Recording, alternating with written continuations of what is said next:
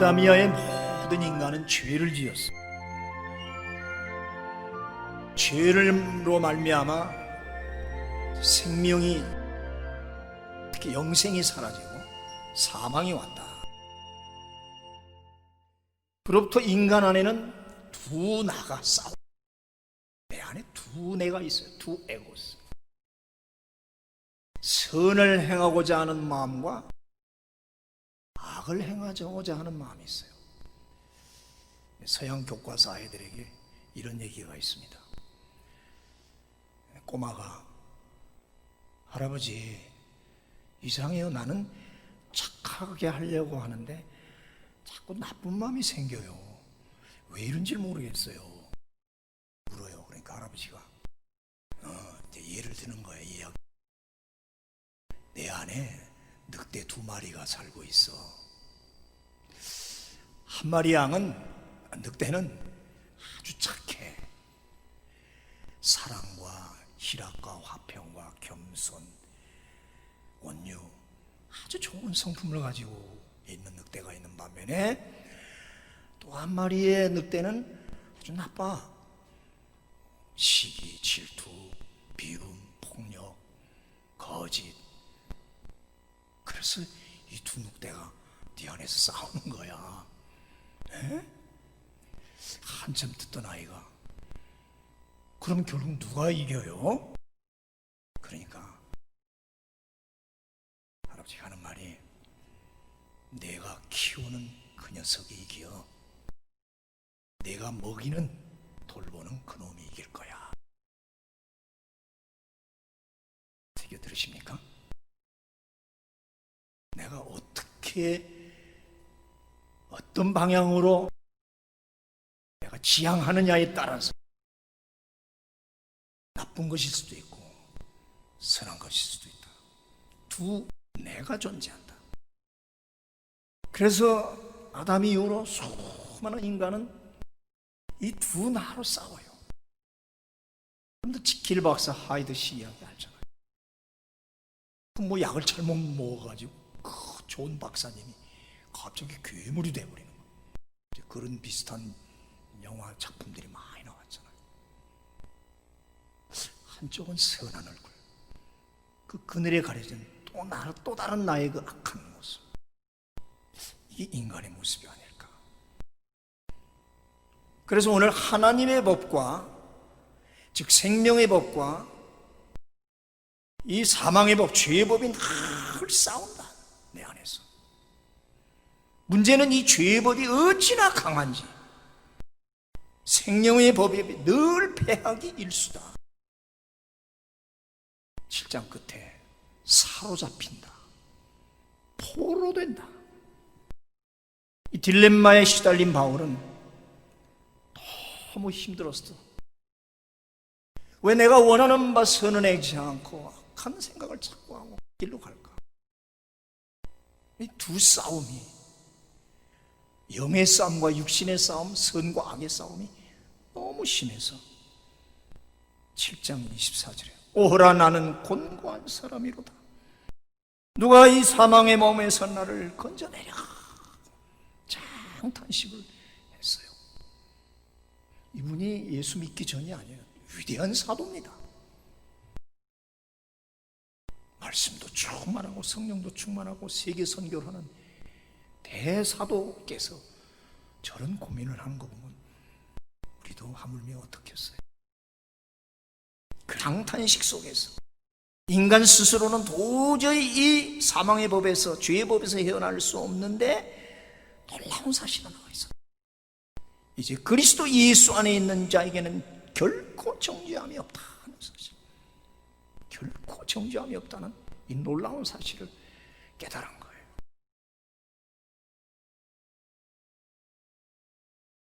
이는 그리스도 예수 안에 있는 생명의 성령의 법이 죄와 사망에서 너를 해방하였습니다. 이걸 깨달아. 나는 죄값으로 죽을 수밖에 없는 불행한 인간인데 이 죄의 사망의 고리를 끌고 스스로 나올 수가 없는데 예수 안에는 영생이 있다. 그런데 그 예수 안에 들어가서 예수를 믿는 자에게는 그 영생을 차지할 수 있다, 가질 수 있다는 이 사실. 누구든지 영생 예수를 믿는 자는 죄와 사망의 법에서 빠져나올 수 있다는 이 놀라운 사실에 하면서 꽉 치는 것. 그러므로 이제 그리스도 예수 안에 있는 자에게는 결코 정죄하고 생명의 성령의 법이 죄와 사망의 법에서 너를 해방시켰다. 왜 그랬을까요? 지난주 우리 룻기에서 고엘 제도 배우셨어요. 예수는 나의 기업 물을 자. 구약에서는 기업 물을 자라고 했는데 그걸 고엘을 신약에서는 구속자라고 해요. 똑같은 말이에요. 우리 많이 쓰잖아요. 구속. 나를 구원해서 속량시켰다. 리디머.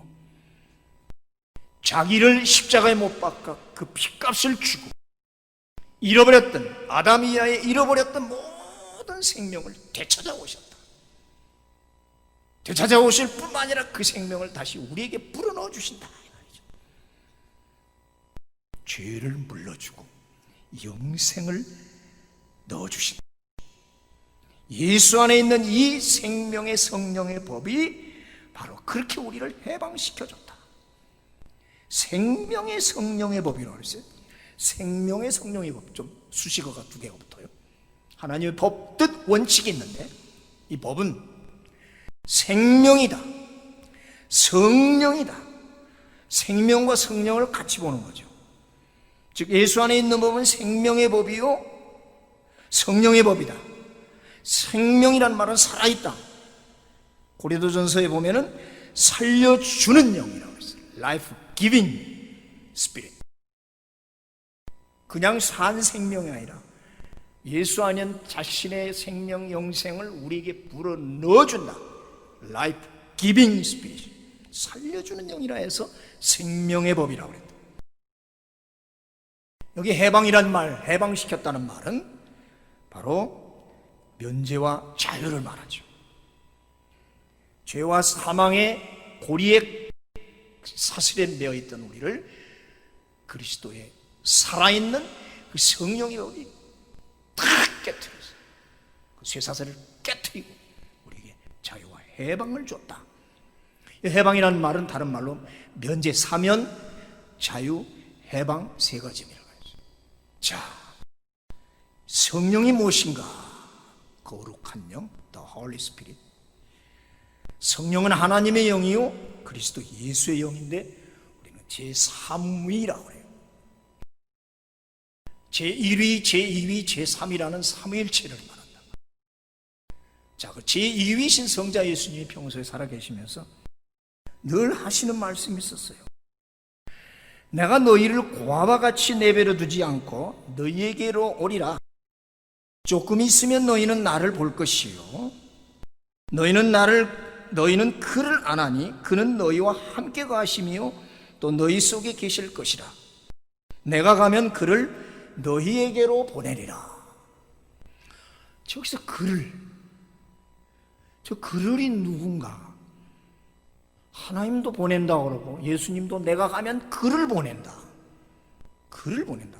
그럼 그가 너희 속에 있고 너희 속에 있는 그가 너희에게 가르쳐주고 너희를 인도해 나갈 것이다. 또 한 부분에서 요한복음에 보면 제자들을 모아놓고 숨을 훅 내쉬면서 성령을 받으라 그랬어요. 성령을 받으라 그랬어요. 그때 숨이라는 건 루아흐, 호흡, 숨, 영이라는 뜻이죠. 이렇게 보내실 그가 곧 누구냐? 요한복음에 보면 보혜사라. 보혜사서.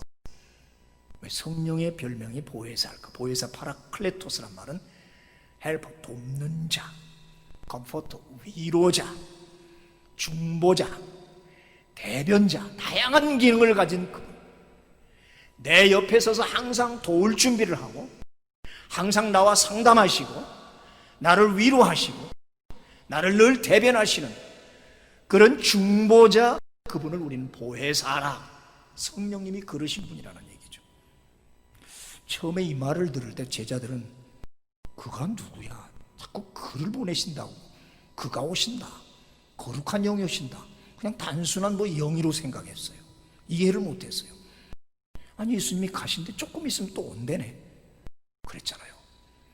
부활하시고 승천하시고 열흘 만에 성령님이 강림하시잖아요. 이제는 육신의 예수로 오는 게 아니라 영으로 오신다. 보이지 않는 영으로 오신다. 영으로 오신 예수. 그래서 어떤 사람은 또 다른 예수, another Jesus라 그런 표현들을 해요. 자, 삼위일체 참 신비입니다. 여러분들 수없이 들었고 저도 6개월을 강의해도 안 풀려요. 인간의 언어나 두뇌로서는 도저히 설명하고 납득할 방법이 없어요. 저건 믿음의 차원, 신앙의 차원이지 논리의 차원이 아니에요. 그러나 성경을 보면 성부 하나님과 성자 하나님과 성령의 하나님이 계신다. 이 세 분은 똑같다. 한 하나님이다. 근데 같지는 않아요. 성부가 성령을 보냈다고 그랬고 또 성부도 아들을 보냈다고 했으니까 같지는 않아요. 또 성자께서 내가 가면 그를 성령을 보낸다고 그런 거 보니까 같지는 않으면서도 같은 하나님이에요. 동일하시면서도 구분이 있다는 얘기죠. 그래서 우리는 이거를 뭐라고 표현하냐면 성부 하나님, 성자 예수님, 성령 하나님은 하나다. 완본체, 하나인 본체에 세 인격이 있다. One substance, 한 본체이신데 그 안에 세 인격으로 구분되어 있다. Three persons라고. 그냥 받아들이세요. 빨리 이해 안 됩니다. 한 본체에 구분된 세 인격이 따로 계시는데 그런데 결국 하나다. 하나이면서도 독자적인 인격을 갖추고 그런데도 동일하다. 본질적으로, 본체로 동일하다. 그의 권세나 명예나 그의 모든 본성이 하나로 동일하다. 세 인격이 하나다 해서 Three, Unity, Trinity 이렇게 우리는 영어로 그렇게 얘기하죠. 정말 인간의 언어나 두뇌로는 설명하고 납득할 방법이 없어요. 그런데 이제 이 삼위일체 이 세 하나님의 구원 사역은 다 구분이 되어 있어요. 예를 들어서 성부 하나님은 구원을 계획을 하십니다. 딱 뜻을 가지고 예정 계획을 하시면 그 성부 하나님이 구원 계획을 가지고 성자님이 이 땅에 오셔서 사시고 순종하여 십자가에 피를 흘리고 그 구속을 이루시는 거예요. 하나님의 계획을 성취하셨다. 십자가에서 피 흘림으로 죄값을 피값으로 대신해서 구속했다. 리디머, 고엘이 되셨다. 성부 하나님이 계획하시고 성자 예수님이 십자가에 성취한 구속을, 구원을 이제는 성령님이 각 인간들 심령에 적용시키고 실행하는 거예요. 계획, 성취, 실행. 구원을 각 심령에다가 이제 실행시켜서 정말 구원을 만들어내가는 거죠. 그래서 이 성령이 오시면은 그가 우리를 진리 가운데로 인도하신다 하는 것을 우리를 깨닫게 한단 말이에요. 진리 가운데로 인도하는 것은 진리는 곧 예수님이니까 성령이 오시면 바로 뭐라고 했어요? 나를 증거하고 너희들을 나에게로 인도한다. 성령을 받아야 우리는 예수를 깨닫고 예수에게로 올 수 있다. 성령 받지 않으면 예수를 믿을 수도 없고 알 수도 없고 교회에 들어올 수도 없습니다. 자칫 잘못하면 성령이 불같다니까 막 뜨끈뜨끈하고 방언이 터지는 것은 아니에요. 그거는 은사예요. 예수가 내 구세주로 믿어지고 예수가 내 생명주로 믿어지고 예수 믿으면 나는 천당 간다는 확신을 가졌기 때문에 이 교회에 들어온 거예요. 아멘. 그러니까 여러분은 모두 성령 받았습니다. 아멘. 절대로 다른 말에 현혹되지 마세요. 구원파나 이상한 사람들 새롭게 받아야 된다. 너 방언 못 받았으니까 너 성령 못, 그런 소리가 어디 있습니까? 예수가 내 구세주로 믿어지니까 성령이 인도하니까 이 자리에 앉아 있는 겁니다. 아멘. 성령 받은 거란 말이에요. 그래서 예수님이 나의 구세주로 확실히 믿어지게 하는 그 역할을 우리 성령께서 하신다. 예수 그리스도께서 이루는 구속을 각 심령에다가 마치 수혈을 시키듯이 다 해주면 거기서 그것이 깨달아지고 믿어지고, 그래서 손을 들고 주 앞으로 나올 수 있게 한다. 이 역할을 성령께서 하신다. 이 예수 십자가의 구속 시행, 이 실행을 오순절 마가의 다락방에서 폭발적으로 나타났죠. 요엘이 그랬잖아요. 그날에 내가 내 영을 각 사람에게 부어주리라. 일단은 불로 표현을 했어요. 불 같은 성령을 오순절 마가의 다락방에 120여 명의 성도들에게 확 부어줬어요. 그들이 막 가슴이 뜨겁고 혀는 꼬부라지면서 방언이 나왔어요. 세계 각국 방언을 했단 말은 그냥 은사가 아니에요. 자랑하는 게 아니에요. 방언. 이제는 각 세계 나라 방언으로 너희들이 내 이 구속 복음을 전하라, 그 말이에요. 소련 사람 소련, 러시아 사람 러시아 말로, 미국 사람 영어로, 아프리카 사람, 동남아시아 사람, 세계 각 방언을 가지고 이 예수 그리스도를 전하라. 그게 방언의 의미란 말이에요. 그래서 그들이 그 방언을 체험하고 성령을 받음으로 성령의 기본 사역은 예수를 전하는 거고 말씀을 전하는 거예요. 세계 만방으로 흩어져 예수의 증인되기를 체험하는 순간 오직 성령이 너에게 임하시면 너희가 권능을 받고 예루살렘과 유다와 사마리아와 땅끝까지 이르러 뭐가 된다고요? 예수의 증인 되려 한다.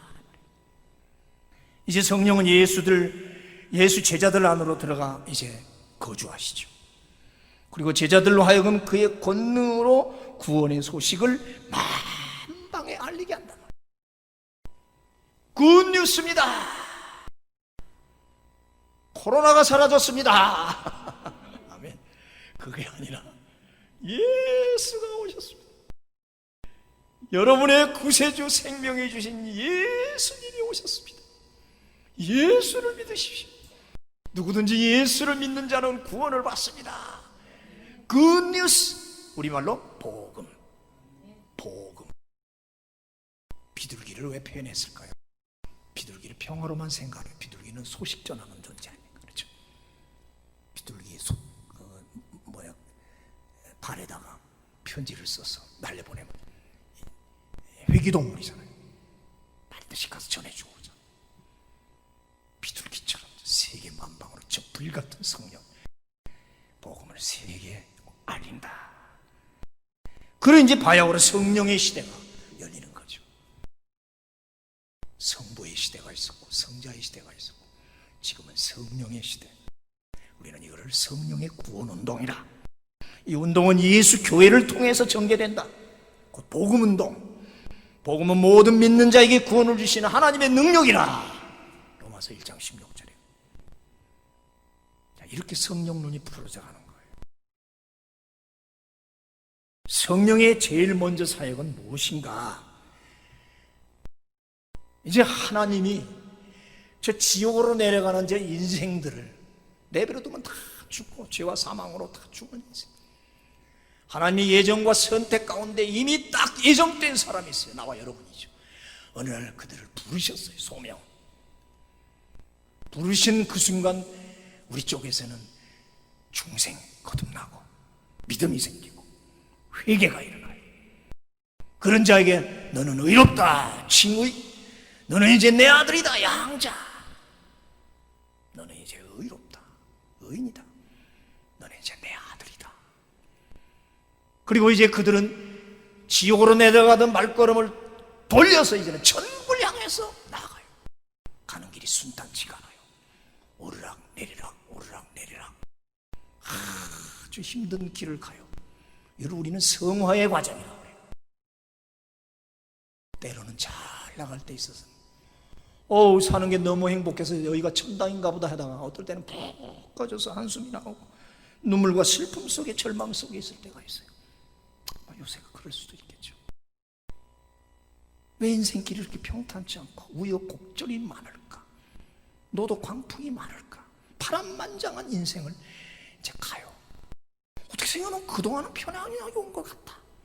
편안하게 온 것 같은데 그냥 기적을 향해서 달려왔었다. 다시 되돌키는데 평탄해야 되는 것 같은데 안 그래요. 그래서 예수 믿기가 힘든 거예요. 왜? 거룩 작업을 하는 성화, 거룩하게 되어가는 작업이 힘들단 말이에요. 때를 베끼고 그거를 깨끗이 하려는데 쉬운 게 아니에요. 옛날에 우리 어릴 때 뜨거운 물도 없고 비누도 마땅치 않을 때예요. 양잿물 가지고 뭐 빨래할 때 때가 독직게 끼어서 이거 막 때가 말도 못해. 손등에 막 때가. 이건 보통 이건 그냥 해서는 닦이지가 않아. 뜨거운 물에다 푹 담그면 불어요 이게. 그럼 어떻게 해? 돌로 막 이렇게 밀었어요. 권사님 그랬죠. 권사님은 잘 살아서 안 그랬나 보다. 돌로 막 그냥 밀어. 그러다 안 되니까 나중에 피가 나 그냥. 안 되면 불로 태우든지. 이 성화, 거룩하게 되는 작업이 이게 힘들단 말이에요. 먹고 사는 게 힘들다는 게 아니에요. 세상 사람은 죄 지은 사람들은 하나 안 힘들어요 사는 거예요. 마음 놓고 죄져도 뭐 죄의식이 없으니까. 근데 우리는 힘들어요. 입새에는 바람에도, 입새에 이는 바람에도 나는 괴로워했노라. 그 심정이죠. 그러나 결국은 하나님이 꽉 붙잡아 주세요. 견인이라 꽉 붙잡아 주세요. 그래서 마지막 나는 이제 죽어서 흙으로 돌아가고 내 영혼은 저 하늘나라로, 영화로운 나라로 영광스럽게 변화된다. 저걸 구원의 9단계라고 그래요. 성령님이 이 역할을 하신다고 해서 성령님이 바로 소명부터 영화까지 오늘 30절에 다 나오잖아요. 30절에 정하신 자를 부르시고 부르신 자를 의롭다 하시고 의롭다 하신 자를 영화롭게. 이건 하나의 기본 세팅이에요. 이미 틀이 정해져 있어요. 변할 수 없어요. 포기할 수 없어요. 이제 와서 내가 죄 짓고 허물 있다고 다시 지옥으로 보내지 않는다고. 한 번 구원받은 자는 영원히 구원받는다. 아멘. 그런 거예요. 조금 떨어질 수는 있지만, 계단 올라가다 미끄러져 조금 내려갈 수는 있지만 그래도 올라갑니다. 쫙 가요. 그래서 14절에 무릇 하나님의 영으로 인도함을 받은 사람은 곧 하나님의 아들이라. 하나님의 아들, 양자의 영을 받았다. 이제는 너희가 종의 영이 아니라 양자의 영을 받았기 때문에 이제는 너는 하나님의 자녀가 됐다. 근데 왜 양자라고 했을까? 양자를 입양으로 생각하면 안 돼요. 도저히 저 사람은 내 아들이 될 수 없는데 특별 은혜를 줘서 그 사람을 입양시킬 때 우리는 그걸 양자라고 그러거든요. 도저히 하나님의 아들이 될 수 없는데 하나님 예수 그리스도의 피값 그 은혜로 우리가 구속받아 하나님의 아들 되었다는 의미에서 양자라고 했단 말이에요. 성령을 받은 자는 율법의 종에서 복음의 아들로 성격이 됐어요. 놀라운 신분의 변화지요. 그래서 이제 우리는 하나님을, 여호와를 감히 언감생심, 감히 아빠, 아버지라고 부를 수 있습니다. 아멘. 어디 하나님 여호와를 내가 나 아빠라고 부를 수 있습니까? 아빠니까 한국말이죠? 히브리 말이에요. 헬라 말이에요. 똑같아요. 알파, 베타, 베타, 알파예요. 아빠예요. 그냥 아바가 아니에요. 어쩌면 이렇게 우리 한국 아이들이 그렇게 헬라 말을 잘하는지 몰라요. 안 가르쳐줬는데 아빠 그래요. 엄마는 M이거든요. 하다가 마가 엄마 그러잖아요. 그러니까 태어날 때부터 인간은 아빠, 엄마를 알아요. 그래서 저는 기도하다가 아빠 그래요. 잘못 들으면 목사님 무슨 애들같이 아빠고. 본문, 원문 얘기하는 거예요. 아빠, father, my father, 나의 아버지라고 부른다 이 말이에요. 이게 놀라운 사실 아닙니까?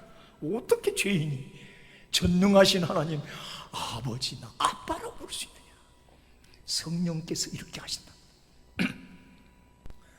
아버지라고 부르니까 이제 아버지의 상속자가 되는 거죠. 후사. 은혜 아니고선 설명할 길이 없습니다. 은혜 아니면 나서지 못하네. 사람의 속에 어떤 영이 들어가느냐에 따라 그의 소속과 신분이 이렇게 달라진다. 하나님의 계획에 불확실한 미래는 없기 때문이에요. 이단들 구원파나 다른 것들 보면은, 이단들 보면 너 구원받는지 안 받은 것 같아, 여기 와서 다시 하더라. 아니에요. 한 번 구원 못 받지 영원히 구원받습니다. 어거스틴이 그렇게 외쳤잖아. 그런데 말입니다, 오늘 17절에서 상속자라고 해놓고 바로 그 안에 고난이란 말이 뒤따라 나와요. 우리가 그와 함께 영광을 받기 위하여 고난도 함께 받아야 될 것이니라. 이게 뭐야 또? 상속자까진 좋았는데 절도 안 받게 바로 그 절 안에서, 그런데 이런 상속자의 영광을 받기 위해서는 고난도 함께 받아라. 아이고 주여. 이제 여기서 우리가 또 고개가 숙여져요. 왜 이러실까 하나님? 예수 안에서 상속자의 영광을 받기 위해서는 고난도 함께 받으라. 성경은 어디서나 고난과 영광의 동반자적 관계를 말하고 있어요. 빌립보서 1장 29절에 그리스도를 위하여 너에게 은혜를 주신 것은 다만 그를 믿을 뿐 아니라 또한 그를 위하여 고난도 함께 받아라 하셨어요. 고난도 은혜다. 아멘. 고난도 은혜다. 존 스토트라는 유명한 학자가 저런 말을 합니다. 한번 읽어볼까요? 시작. 제자도의 본질은 그리스도와의 연합이며 이것은 고난에서나 영광에서나 그분과 일체가 된다는 의미이다. 일체가 된다. 예수님과 나는 하나 됐잖아요. 성령이 들어와서 내주하시면 내 안에 하나님 예수님이 함께 하시잖아요. 일체가 됐는데 예수님이 고난 받았는데 나는 고난 안 받고 갈 수 없죠. 반드시 예수님은 고난 외에 영광이 있다고 했으니까. 생각하건대 현재의 고난은 장차 우리에게 나타날 영광과 비교할 수 없도다. 그 유명한 구절 18절. 칼빈이 죽을 때 숨 넘어갈 때까지 외웠다는 28절. 옛 번역에는 좋게 비교할 수 없도다. 지금의 고난과 장차 받을 영광은 비교할 가치가 안 된다. 고난 큰 것 같아도 지금 우리 고난 받잖아요. 장차 받을 영광엔 비교조차 안 되는, 가치조차 없다. 고난이 클수록 받을 영광도 크다. 즉 고난과 영광은 정비례한다. 이를 바로 고난과 영광의 함수관계라고 해요. 고난과 영광은 정비례한다. 클수록. 학생들 알죠? 함수관계 같이 포함해서 가는 거예요. 고난은 영광으로 가는 통과 의례다. 성경은 어디에도 고난 없는 축복을 말한 적이 없습니다. 누가 그러대요? 고난에 대해서 피할 수 없으면 즐기라. 맞아요. 어차피 피할 수 없으면 즐기고 가야죠. 그게 멋있는 신앙이죠. 또 죄에 대해서는 즐길 수 없으면 피하라. 즐기지 하지 말고 피하라는 얘기죠. 그래서 오늘 28절에 위로의 말이 나오잖아요. 우리가 알거니와 하나님을 사랑하는 자고 그 뜻대로 부르심을 입은 자들에게는 모든 것이 합력하여 선을 이루느니라. 아멘. 기독교의 역사관은 예정과 섭리의 기초예요. 빈틈없는 짜임새 있는 그 예정과 그거를 시행해 나가는 그 역사 섭리에 따라 하나님은 인생의 모든 것을 어우러지게 한다.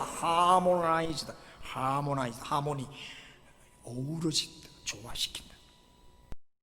그래서 당신의 뜻을 반드시 이루고야 만다.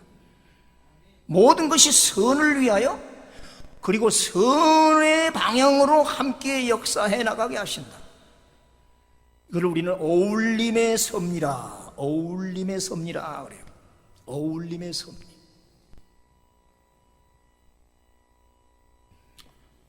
성령을 보통 네 가지로 표현하잖아요.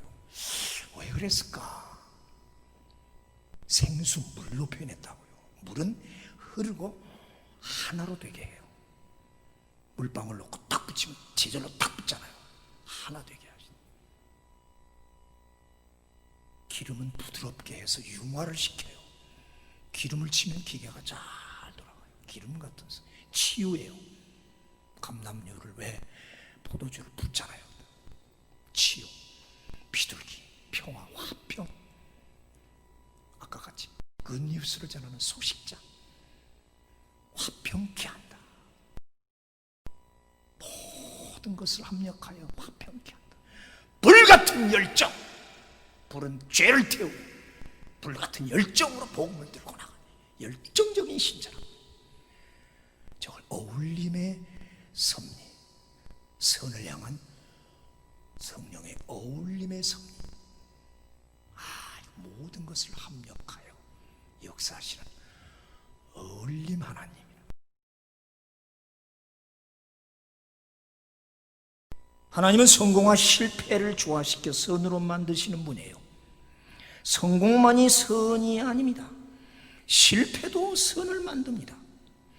어떨 때는 행복과 불행, 심지어는 삶과 죽음이 함께 어우러져 선을 만들기도 해요. 사는 것도 은혜지만 죽는 것도 은혜일 때가 있어요. 좋은 일, 나쁜 일, 건강함, 병듦, 부함과 가난, 웃음과 눈물, 심지어 죄까지도 모든 것을 동원해 종합적으로 선을 이루어 가시는 하나님 믿으시기 바랍니다. 이거를 성령께서 하신다고. 그래서 우리가 울고 한숨 쉴 때 뭐라고 그랬어요? 말할 수 없는 성령이 탄식하고 우리를 위해 기도해 주신다고 그랬어요. 놀라운 역사를 가지면서도 눈물을 흘리고 우리와 같이 울어주시면서 그렇게 아버지 하나님께 기도해 주시는 중보자 성령입니다.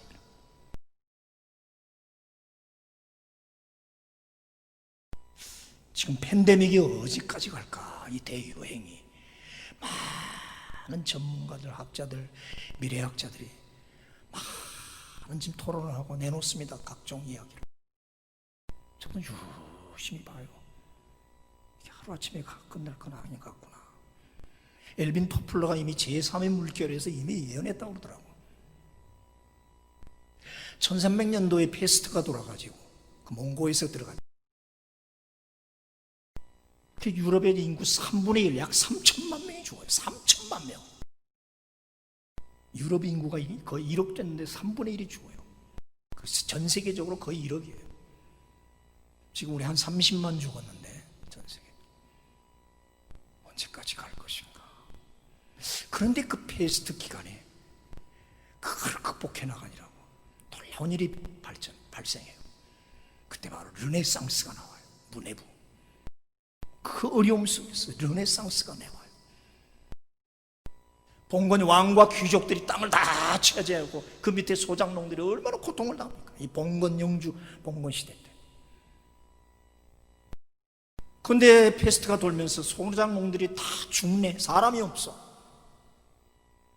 사람이 없으니까 일을 못해. 땅값 떨어지고 임금은 올라가고 물가는 올라가고. 그래서 이제 산업혁명이 나오는 거예요. 기술이 발달해야 돼요. 사람이 다 못하는 걸 이제는 기계가 해야겠다 해서. 그래서 그 산업혁명이 영국으로부터 나타나잖아요. 대표적인 게 증기기관차, 지리상의 발견. 그동안 인간이 인간답지 못해서 종교로 들어가면 로마인 캐톨릭이 꽉 잡아가지고 경직된 그 교리로 사람들을 얽매가지고 도대체 교회라고 재미가 없고 감성이 없고 은혜가 없어요. 눌려가지고. 우리 대한민국 지금 대형 교회라 다 우리가 회개를 해야 돼요. 교회가 뭐 하는 것이냐. 인성이 없어. 인성. 그걸 휴머니즘이라고 그러죠. 이제는 휴머니즘을 찾기 시작하는 거예요. 그래서 글들도 전부 휴머니즘, 인성으로 감성적인 그런 글들과 이제 문화가 변하기 시작. 그게 이제 르네상스, 문해 부흥이라고 그래요.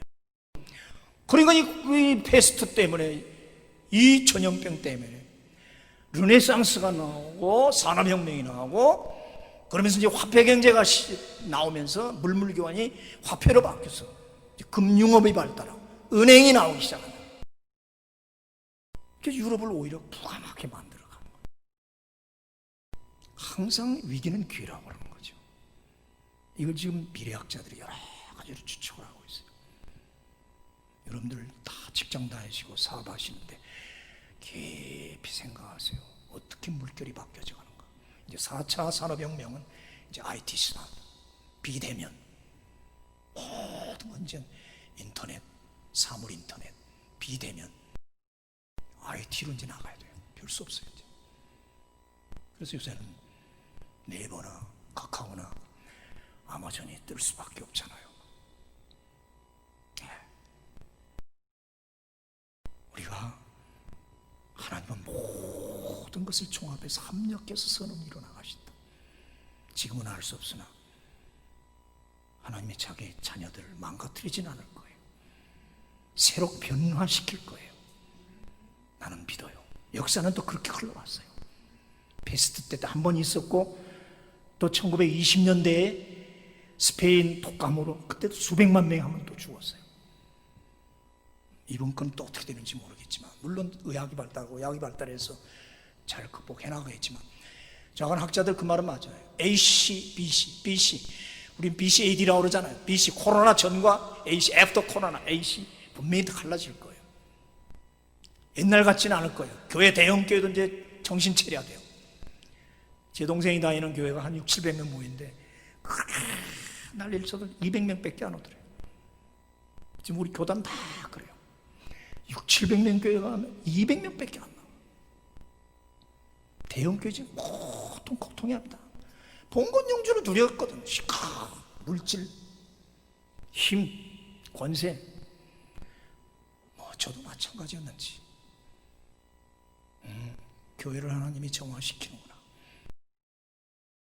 감성 없고 은혜 없고 이 인성 위주의 이 삶. 우리 인간은 그 감성의 동물인데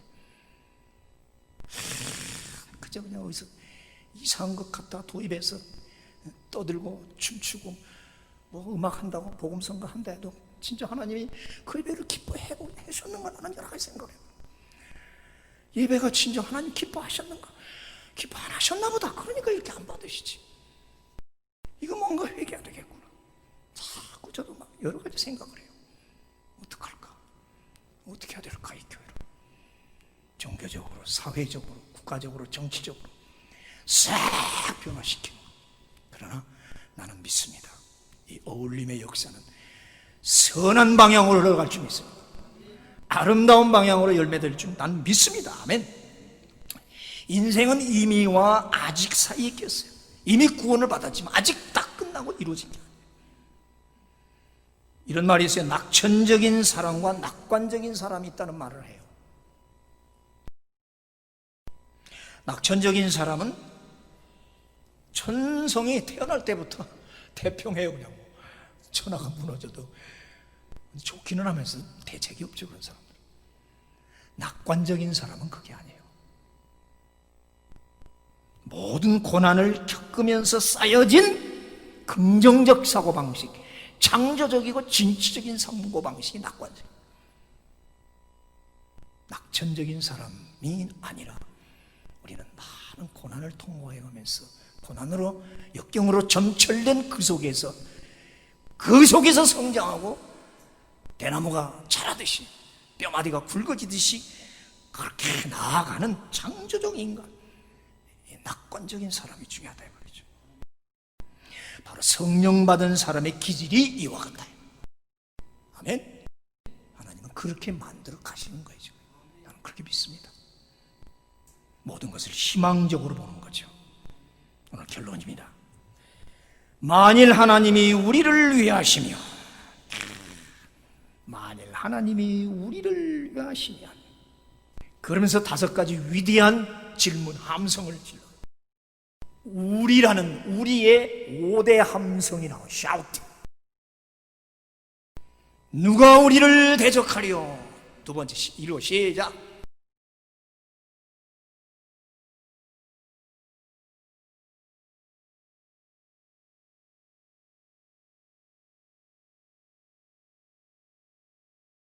하나같이 우리가 들어가요. 이 31절부터 내가 쉬어보니까 우리가 10번 이상 나와요. 우리! 하나님이 우리를 위하시면 분명히 위하십니다. 왜? 나는 하나님의 자녀, 하나님의 아들 상속자이기 때문에, 예수 피값으로 사신 당신의 아들이기 때문에 우리 필그림, 우리 식구들, 누가 우리를 대적하고 고발하고 정죄할 수 있습니까? 누가 우리를 감히 하나님의 사랑에서 끊어낼 수 있습니까? 아무도 그럴 수 없다. 바울의 마지막 5대 함성으로 이제 로마서 8장은 마치기 시작하는 거예요. 하나님은 우리를 위해 계신다. 따라합시다. 하나님은 나를 위해 계신다. 믿습니까? 나 오늘 굉장히 힘드네. 나 힘들어요. 이제 끝나면 굉장히 지치겠다. 하나님은 나를 위해 계신다. 믿으세요. 확신을 가지고.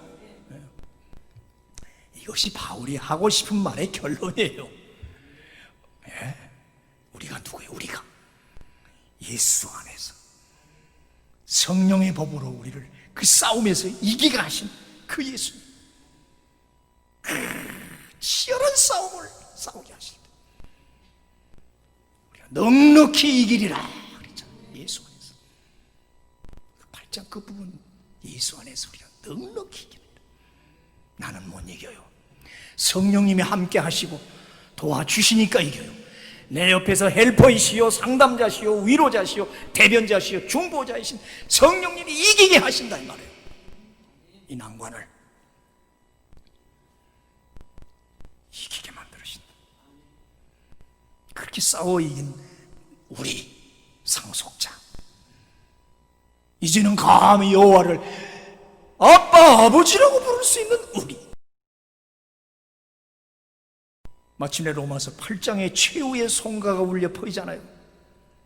내가 확신하노니 환난이나 공고나 박해나 기근이나 적시나 위험이나 칼이랴, 사망이나 생명이나 천사들이나 피조물이나 기품이나 다른 어떤 피조물이라도 우리를 우리 주 그리스도 예수 안에 있는 하나님의 사랑에서 끊을 수 없으리라. 끊을 수 없으리라. 하나님의 우리에 대한 사랑의 확증은 얼마나 확고부동한지 아무도 흔들 수 없고 끊을 수 없고 실패시킬 수 없다. 우리는 이긴다. 끝내 이기리라. 끝내 이기고 말 것이다. 우리는 이 코로나라는 저 골짜기를 뛰어넘어갈 줄 믿습니다. 뛰어넘어갑시다. 아멘. 벌쩍 뛰어넘어갑시다. 밑에 보지 맙시다. 밑에 보면 바드로가 물 보다가 빠져들어갔잖아요. 앞만 보자고요. 이길 수 있습니다. 끝내 이기리. 끝내 이기리. 왜? 하나님, 특히 성령님이 그렇게 하신다고 그래요. 성령님. 오늘 성령 강림 주일, 이 성령 충만하시길 축원합니다. 담대하세요. 하나님의 절대 주권, 나를 향한, 나를 기억하고 이기게 만드시는 하나님의 그 절대 주권 읽어보세요. 조나단 에드워드 유명한, 제가 제일 좋아하는 말입니다. 시작. 절대 주권, 이것이 내가 하나님을 사랑하는 이유다. 세계수록 좋아요. 평생을 저 외웠는데도 얼마나 들을수록 좋아요. 그 절대 주권이 아니었으면 나는 쓰러졌어요. 하나님이 붙드시고 이기게 하시고 기억을 승리를 하게 하시는 이 하나님이 있기 때문에 나는 그 안에서 여기까지 왔고 앞으로도 갈 거야. 할렐루야.